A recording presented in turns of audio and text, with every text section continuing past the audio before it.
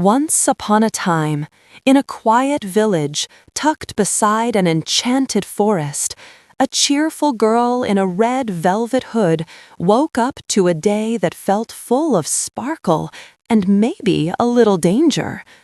Her grandmother had sewn that hood just for her, and whenever she fastened it under her chin, courage seemed to hum inside her like a song. Today, a basket waited by the door with warm bread, sweet berry jam, and a jar of golden honey. A path whispered through the trees, a promise was made, and a clever idea, sticky and sweet, was about to save the day in the most unexpected way. That morning, Red's mother knelt beside her. "Darling, Grandma's feeling poorly.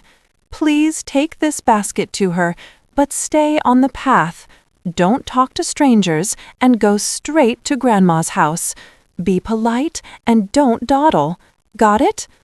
Red nodded, eyes bright. "I promise, Mama. Straight path, no detours." "Good girl. Now run along." Red skipped into the forest, humming a tune that sounded like sunshine. Birds stitched music across the air, squirrels did tiny acrobatics on low branches, and the path shimmered with specks of light. The deeper she went, the taller the trees became, like green cathedrals whispering, "Keep going, little one." Red tugged her hood, feeling brave and warm. "I love my red cloak," she murmured. "It keeps me warm and brave." Then, with a rustle and a swish, a stranger stepped from behind a tree, wearing a smile so polite it almost squeaked. "Well, well, well, what have we here?" Red straightened. "I'm Little Red Riding Hood." The stranger dipped his head. "And where might you be going on such a fine day?"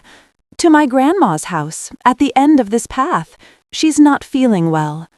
"The end of this path, you say?" His eyes flicked toward a field shimmering with color. "Why not take the scenic route through the flowers? It's prettier." Red glanced at the blossoms. "Oh, really?" "Oh, yes, much prettier. Tell you what, why not pick some flowers for her along the way? She'll love them." Red's heart softened at the thought of Grandma smiling. "That's a nice idea." She stepped off the path to gather daisies and tulips, each bloom a little wish for Grandma's health. She didn't see the wolf, yes, for that polite stranger was a wolf, lick his lips behind his smile and dart through the trees faster than the wind. "Time to pay Granny a visit," he chuckled, running low and quiet.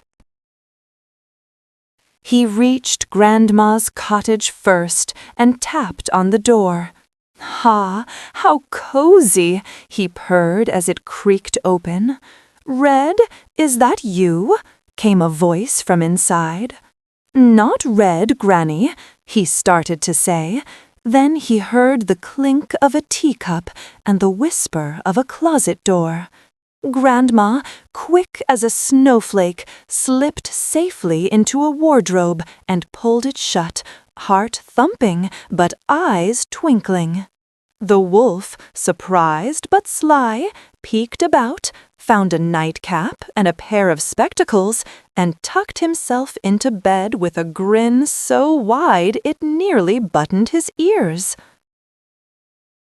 When Red finally arrived, the cottage felt too quiet, the kind of quiet that tucks itself into corners.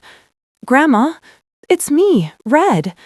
The curtains held their breath. "Come closer, my dear," came a voice from the bed. Red stepped in, clutching her bouquet. The figure in the cap looked familiar and not. "What big eyes you have," Red whispered, something fluttering in her chest. "So I can see you better," came the reply, soft and syrupy. "Of course, Grandma. Red said, peering closer. "What big ears you have, so I can hear you better." Red took another careful step. "What big teeth you have." The grin sharpened. "All the better to—" The words stumbled as Red gasped. "You're not my grandma." "Help!" Red's voice rang through the trees, not small and afraid, but strong and true. "Help!"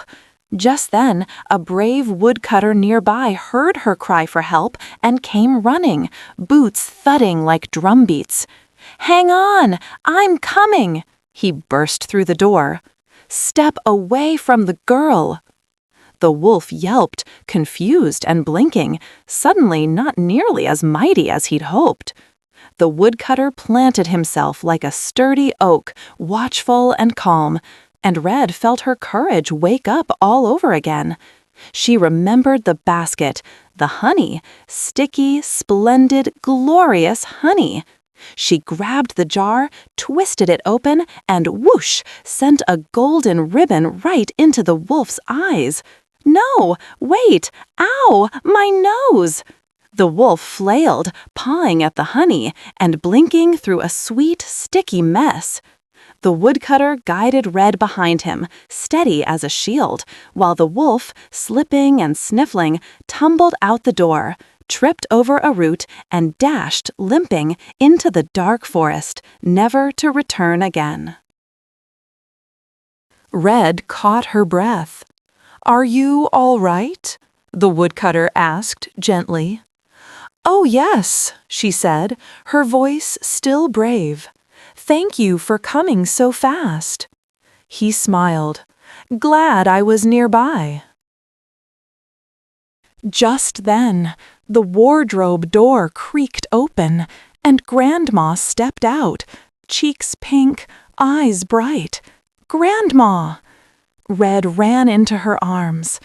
"Oh, my dear child, you're safe," Grandma whispered into Red's hair. "And you, Grandma, you're safe too," Red said, squeezing tight. The cottage looked a little messy, one pillow upside down, a honey trail like a shiny map to the doorway, but the air felt warm again. "Oh dear, what a sticky situation," Grandma chuckled, dabbing at a honey spot on the quilt. "Well, I suppose we've earned a story to tell. That wolf won't bother anyone again."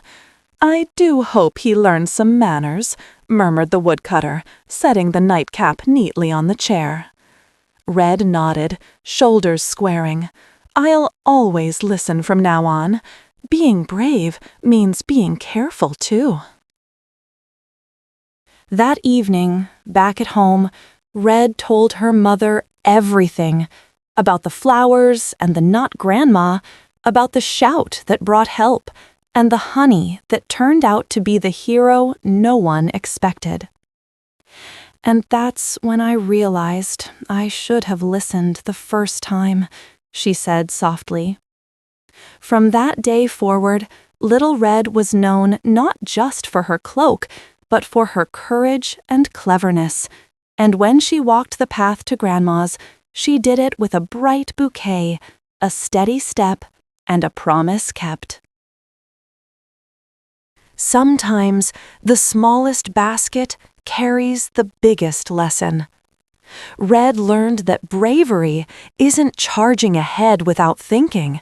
It's listening, choosing wisely, and speaking up when something feels wrong. She discovered that kindness and caution can hold hands, that help can arrive when you call for it, and that quick thinking, like a honey-sweet idea, can turn a scary moment into a safe ending. She met the world with open eyes and a ready heart, and she learned to stay on the path not because she was afraid, but because she was wise.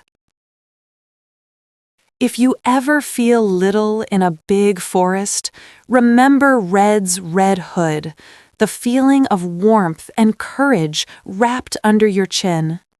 Listen to the good advice you're given, Trust the brave thump of your own heart, and do not be afraid to call for help. There's magic in speaking up, in staying kind, and in choosing the path that keeps you and the ones you love safe. And if you wander a step too far, it's never too late to find your way back and grow a little stronger as you do. If you enjoyed this story, please like, share, and subscribe to the channel so you won't miss the next adventure. This video is for entertainment and educational storytelling purposes only and is not a substitute for professional advice.